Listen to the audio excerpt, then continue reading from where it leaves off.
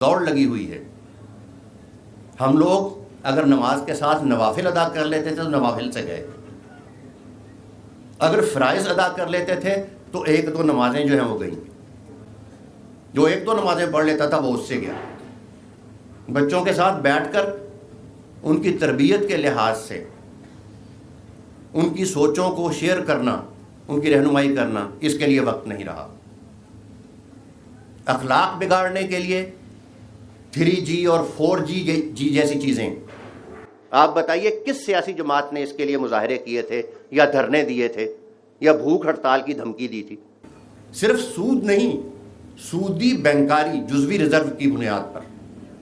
ایک طرف تو بینکر جو ہے اس سرمایہ کو 10 گنا کر کے استعمال کر رہا ہے.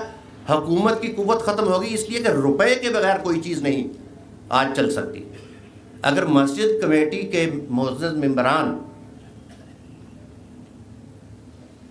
بجلی کا بل ادا کرنے کے لیے وابڈا ریونیو کے دفتر جو ہیں ان کے پاس جائیں اور انہیں کہیں کہ جناب اس دفعہ یہ روپے جو ہیں یہ تو اکٹھے نہیں ہو سکے, روپے کا جو نوٹ ہے, تو یہ 2 بوریاں کھجوروں کی ہم لے آئے ہیں, یہ بل کے طور پر آپ قبول کر لیں. تو کیا خیال ہے؟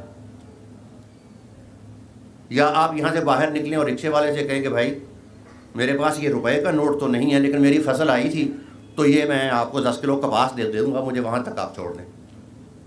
میں بتانا یہ چاہتا ہوں کہ یہ روپے کا نوٹ اب اس قدر حاوی ہو گیا ہے ہماری زندگی پر کہ اس کے بغیر ایک قدم آپ نہیں چل سکتے. اور اس کا مالک, اس کا کنٹرولر کون ہے؟ حکومت نہیں ہے, وہ بینکر ہے. اس لیے کہ 1 روپیہ حکومت چھاپے گی تو آگے 9 روپے بینکر پیدا کرے گا اور وہ دے گا پھر آگے لوگوں کو, اور اس کے ذریعے سے پھر کاروبار حیات چلتا ہے. روپیہ عام ہوگا تو لوگوں کو روزگار ملتا ہے. روپیہ کھینچ لیا جائے تو روزگار کے مواقع بند ہو جاتے ہیں, بے روزگاری عام ہو جاتی ہے. اور یہ بینکر کے اختیار میں ہے کہ وہ روپے کو کتنا پھیلاتا ہے اور کتنا کم کر دیتا ہے. وقت چونکہ کم تھا اس لیے اس میں مزید تفصیل میں نہیں جا سکتا, ورنہ اور بہت سے پہلو ہیں اس کے جن پر بات کی جا سکتی ہے. غور کریں گے آپ لوگ, مطالعہ کریں گے تو بہت سی باتیں آپ کو اپنے ماحول میں ایسی مل جائیں گی اور نظر آنے لگیں گی. ورلڈ ویو آپ کا بالکل تبدیل ہو جائے گا. یہ آپ کے الیکٹرانک اور پرنٹ میڈیا آپ کو جو کچھ بتا رہے ہیں, جو کچھ دکھا رہے ہیں, وہ مبنی بر حقیقت نہیں ہے. ان میں سے زیادہ تر وہ ہیں جنہیں مہاجن نے خرید رکھا ہے. انہیں 1% یا 2% پر بہت بڑے بڑے قرض دے کر انہیں بعد میں نادہندہ بنا لیا ہے. اور اب یہ نادہندگان اس بینکر کے مطالبے پر جو فوٹیج وہ چاہتا ہے کہ 50 مرتبہ 100 مرتبہ دکھائی جائے, اسے وہ 100 مرتبہ فلیش کرتے ہیں. جس کے بارے میں اس کا مطالبہ ہوتا ہے کہ اسے سکرین پر مت آنے دو, اسے ایڈیٹنگ ڈیسک پر وہیں ختم کر دیا جاتا ہے. اور اگر غلطی سے کہیں پر وہ آ جائے تو اگلی دفعہ اسے نہیں آنے دیا جاتا. تو جس دنیا میں ہم رہ رہے ہیں, جس پر ہم اپنی اوپینین بناتے ہیں اور اس اوپینین کی بنیاد پر فیصلے کرتے ہیں, وہ سب کیا ہے؟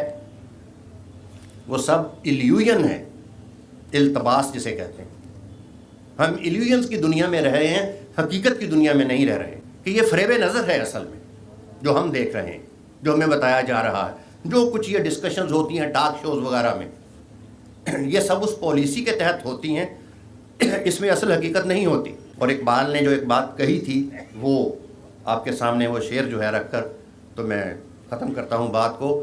زندہ پھر دانش حاضر نے کیا سحر قدیم, زندہ پھر دانش حاضر نے کیا سحر قدیم, گزر اس عہد سے ممکن نہیں بے چوب کلیم.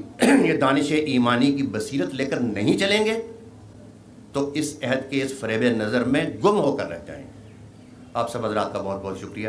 ماشاءاللہ جی, ڈاکٹر طاہر ابرار صاحب نے بڑی تفصیل کے ساتھ مختصر وقت میں بہت سی باتیں آپ کے سامنے رکھیں, اور اس میں کوئی شک نہیں کہ آج وہ وقت آ چکا ہے کہ جیسا کہ نبی کریم صلی اللہ علیہ وسلم نے فرمایا تھا کہ ایک وقت آئے گا کہ سود غبار کی مانند, دھوئیں کی مانند ہوا میں جیسے دھواں تحلیل ہو جاتا ہے, اس طرح وہ تحلیل ہو جائے گا کہ کوئی شخص اس کے اثرات سے بچ نہ پائے گا.